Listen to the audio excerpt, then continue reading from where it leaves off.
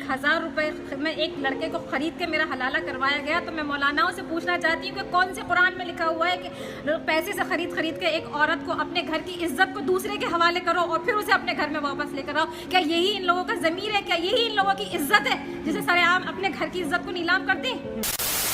हलाल अरबी भाषा का एक शब्द होता है जिसका मतलब होता है जायज, लेकिन ये कितना बड़ा विरोधाभास है कि इसी शब्द से एक और शब्द बना है हलाला, जिसके नाम पर गलत और नाजायज काम होते हैं। पे आपको तलाक दे दिया? मैंने बोला कि आज चलते हैं, 1 हफ्ता हो गया है, तो उन्होंने बोला नहीं कल जाएंगे। जस्ट इतनी बात पे उन्होंने कहा तलाक तलाक तलाक वर्ड बोल दिया और फिर बाद में कहते हैं कि मैंने अपने मामू के कहने पे तलाक दिया है और मुझे वापस मेरे ससुराल लेकर आ गए। और ससुराल में ला के जब ससुराल वालों को पता चला, सब बोले कि अब हलाला कराना पड़ेगा, देवर से तभी इसको रख पाएंगे हम। आपके पति आपसे अभी क्या कहते हैं? अभी भी वो आपको वैसा ही झूठा दिलासा कहते हैं घर में, मतलब मेरे देवर के साथ मैंने हलाला ना कराया तो चाहे मुझे जेल भेज दो, चाहे मुझे फांसी चढ़ा दो, मैं आपको नहीं लेकर जाऊंगा। अब उन्होंने काउंसलिंग में साफ ओपनली सबके सामने बोल दिया है। उन्होंने पुलिस के सामने भी यही बोला है कि हलाला कराओ तो लेकर जाएंगे। मतलब आपके पास उन्होंने कोई विकल्प नहीं छोड़ा है।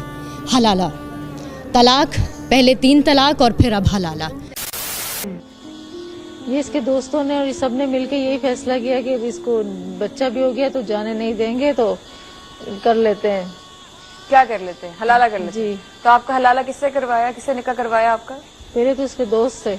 अच्छा, ये उन्होंने नियत करके करवाया था? जी, नियत की कि थी। आपसे दोबारा निकाह करेंगे, लेकिन पहले अपने दोस्त से आपकी निकाह करवा दिया। जिस दोस्त से आपका निकाह हुआ था उनके साथ आप कितने अरसे रही? एक ही दिन।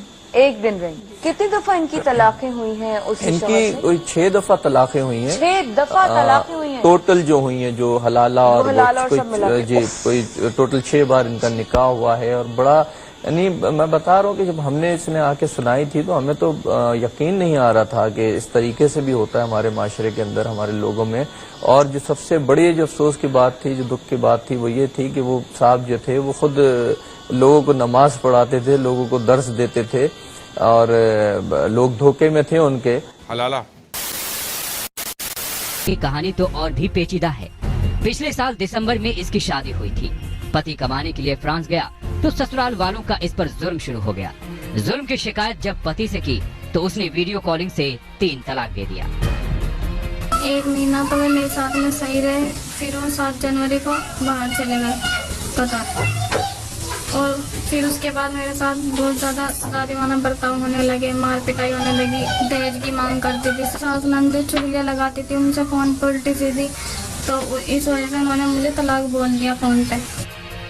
लेकिन कहानी में ट्विस्ट अभी बाकी था। तलाक देने के बावजूद जब पति फ्रांस से लौटा तो उसने तलाकशुदा बीवी से जिस्मानी संबंध बना लिए, जिससे ये लड़की गर्भवती हो गई। अब कथित तलाकशुदा मियां बीवी अब एक होना चाहते हैं तो मौलानाओं ने हलाला की दीवार खड़ी कर दी है। पूर्व पति उसे अपने भाई से हलाला करने का दबाव बना रहा है, जबकि पीड़िता का कहना है कि उसका क्या कसूर जो वो हलाला करे। पीड़िता का आरोप है कि पूर्व पति की बात न मानने पर उसकी बुरी तरह पिटाई होती है। अब उसने पुलिस से इंसाफ की गुहार लगाई है। तो जब तलाक हो ही गया था तो फिर उसके बाद हलाला करने की क्या जरूरत? मैं वापस जब अपने घर आई और जब मैं रात को सोने के लिए ऊपर अपने कमरे में जाने लगी, तब मेरी बुआ सास ने, मेरी फुफिया सास ने मुझसे ये कहा कि दुल्हन ऊपर मत जाना अपने कमरे में। मैंने कहा क्यों? कि हमने फतवा झूठा निकलवाया था, तुम्हारी तलाक हो चुकी है, हलाला होगा। अभी मैं एक मौलाना साहब से डिबेट में बैठी हुई थी तो उन्होंने मुझसे ये कहा कि जब आपकी तलाक हो जाती है तो आप वापस क्यों जाते हो उसके पास? आज मैं ये सवाल मौलाना साहब से पूछती हूँ कि उस वक्त रास्ता क्या था? मायका ख़त्म हो चुका था और ससुराल में ये सवाल आ गया था कि हलाला होगा नहीं, और ये सवाल कि हलाला दुनिया को दिखाने के लिए करना, जैसा कि तुमने दुनिया को दिखाने के लिए फतवा निकलवाया। मुझे कोई गैर मर्द छुएगा नहीं। और 1000 रुपए में एक लड़के को खरीद के मेरा हलाला करवाया गया। तो मैं मौलानाओं से पूछना चाहती हूँ कि कौन से कुरान में लिखा हुआ है कि पैसे से खरीद के एक औरत को अपने घर की इज्जत को दूसरे के हवाले करो और फिर उसे अपने घर में वापस लेकर आओ? क्या यही इन लोगों का ज़मीर है? क्या यही इन लोगों की इज्जत है जिसे सरेआम अपने घर की इज्जत को नीलाम करते हैं?